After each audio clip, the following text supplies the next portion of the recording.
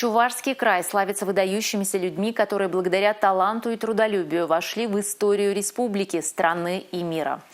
В год выдающихся земляков в Государственном историческом архиве открылась документальная выставка «Чувашию прославили в веках». Она рассказывает о людях, которые внесли значительный вклад в развитие региона. О выдающихся ученых, писателях, артистах, спортсменах, композиторах расскажет Милена Алексеева.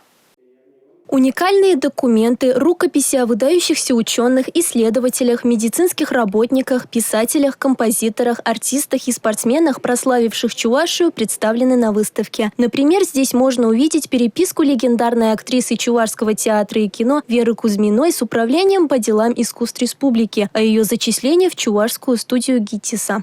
Она пишет: к сожалению, не могу выехать, так как погода очень скверная, ничего не видно, снег, буран. Кроме этого, мне не здоровится, голова болит.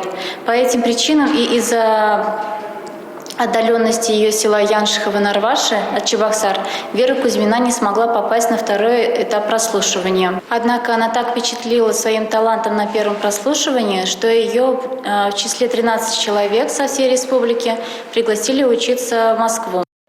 На документальной выставке представлены фотографии третьего советского космонавта Андриана Николаева, которые раскрывают его для зрителей с необычной стороны. Андриан Григорьевич Николаев. Тоже уже и много фотографий, очень много книг уже издано, но тем не менее в 2021 году удалось нам подписать меморандум с архивом Российской академии наук. Когда мы увидели документы совершенно это новые, это вот его деятельность, научная деятельность. Ко дню рождения космонавта Государственный исторический архив и Российская академия наук планируют выпустить фотоальбом. Выставку же в сентябре покажут в Москве, а потом и в Чувашии.